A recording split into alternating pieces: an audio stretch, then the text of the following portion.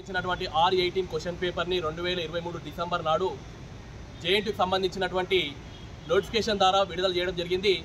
ఎవరికైతే grace marks ఉంటాయో వాటిని పెంచే ప్రయత్నం యూనివర్సిటీ ఆధ్వర్యంలో మేము గెజిట్ పాస్ చేస్తున్నాం.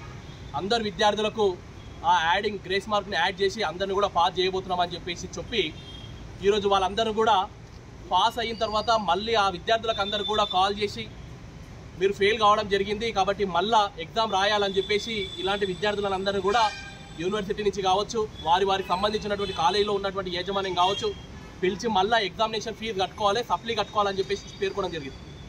ఈరోజు మేము జేఎన్టీని మేము ఒకటి అడుగుతున్నాము, మీరు ఏదైతే మీ యొక్క యూనివర్సిటీ నుంచి ఏదైతే పత్రాన్ని విడుదల చేసిరో ఆ పత్రం విడుదల చేసిన విధంగానే ఇలాంటి విద్యార్థులను 700 మంది దాదాపు విద్యార్థులందరినీ కూడా పాస్ చేయాలని చెప్పేసి మేము కోరుకోవడం జరుగుతుంది. గ్రేస్ మార్కు 30 మార్కులు కావచ్చు, లేకపోతే 23 ఉండొచ్చు, వీటిని అన్నింటిని కూడా వెంబడి అమలు చేయాలి. ఈరోజు యూనివర్సిటీ యొక్క తప్పులు ఏ విధంగా ఉన్నాయంటే మనం అందరం కూడా గమనించాలి. ఏదైతే ఒక విద్యార్థి ఉన్నాడో తను రాసినప్పుడు సప్లీ రాసినప్పుడు ఏదైతే రెగ్యులర్ ఎగ్జామ్ రాసిండో ఆ రెగ్యులర్ ఎగ్జామ్లో నువ్వు ఫెయిల్ కావడం జరిగిందని చెప్పేసి అదే యూనివర్సిటీ వెబ్సైట్లో పెట్టినటువంటి పేపర్ ఇది. అదే విద్యార్థికి మార్కులు యాడ్ చేసి తర్వాత పాస్ చేసినటువంటి వైన్యం ఈరోజు మనం చూస్తున్నాం. ఇదే విద్యార్థికి ఇప్పుడు కాల్ చేసి మీరు ఫెయిల్ కావడం జరిగింది అని చెప్పేసి అడగడం జరుగుతుంది. నేను ఈరోజు ప్రభుత్వాన్ని అడుగుతున్నా, అదేవిధంగా వీసీ గారిని జేఎన్టీ వీసీ గారిని అడుగుతున్నా, ఈ విద్యార్థి పాస్ అయినా కదా అనే ఒక ఉద్దేశంతో ఆ సప్లీ నెక్స్ట్ వచ్చినటువంటి సప్లీకి ఫీజు కట్టలేడు, అదేవిధంగా ఎగ్జామ్కి కూడా పోకుండా నేను పాస్ అయినా అనే ఒక ఉద్దేశంతో అబ్రాడ్స్కి వెళ్ళడానికి ప్లానింగ్ చేసుకున్నటువంటి విద్యార్థికి ఇప్పటికిప్పుడు 2-3 రోజుల నుంచి కాల్ వచ్చి నువ్వు ఫెయిల్ కావడం జరిగిందని చెప్పేసి వెబ్సైట్లను మార్చి ఆ యొక్క విద్యార్థిని కూడా ఫెయిల్ చేస్తున్నటువంటి సందర్భము ఈరోజు మనం గుర్తు చేసుకోవడం జరుగుతుంది. కాబట్టి దీంట్లో ప్రభుత్వం తక్షణమే చొరవ తీసుకోవాలి. అనేక మంది విద్యార్థులు రోడ్డు పాలు కావడానికి అవకాశం ఉన్నది.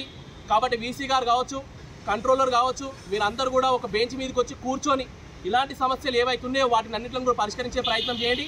వీరి బ్యాచ్కి సంబంధించినటువంటి వ్యక్తులే, ఈ బ్యాచ్కి ఎవరైతే విద్యార్థులు ఉన్నారో ఇదే బ్యాచ్కి సంబంధించిన వ్యక్తులని పాస్ చేస్తూ మీ యొక్క వెబ్సైట్లో పెట్టి వాళ్ళకి సర్టిఫికేట్లు, ప్రొవిజనల్ సర్టిఫికేట్లు కూడా ఇష్యూ చేయడం జరిగింది. ఈరోజు ఈ విద్యార్థులు తప్పు చేసింది ఏంది, ఆ విద్యార్థులను మీరు ఎందుకు పాస్ చేసారు? మీరు ఇచ్చినటువంటి జీవో మొత్తం కూడా అందరికీ సంబంధించినటువంటి జీవోనే కదా. ఈ విద్యార్థులు ఏవైతే R18 అయితే ప్రిపరేషన్ ఏదైతే జరిగిందో ఆ విద్యార్థులు కూడా R18 ప్రిపరేషన్ జరగడం జరిగింది. కాబట్టి వీటిని అన్నింటిలో సమస్యలను పరిష్కరించాలని చెప్పేసి హైయర్ ఎడ్యుకేషన్ దగ్గరకు వచ్చి మేము కంప్లైంట్ చేయడం జరిగింది. తక్షణమే వీసీ గారు, కంట్రోలర్ గారు మీరంతా కూడా ఒక బెంచ్ మీదకి రావాలి. తక్షణమే నిర్ణయాన్ని మీరు ఏదైతే తప్పుడు నిర్ణయం తీసుకుంటో వాటిని వెనకకు తీసుకోవాలి. ఇలాంటి విద్యార్థులకు అందరూ కూడా న్యాయం చేయాలని చెప్పేసి కోరుతున్నాం. లేకపోతే భారతీయ జనతా యువ మోర్చా ఆధ్వర్యంలో యూనివర్సిటీ ముట్టడి కావచ్చు, హైయర్ ఎడ్యుకేషన్ ముట్టడి కావచ్చు, వాటిని మేము ప్రయత్నం చేసి ఇలాంటి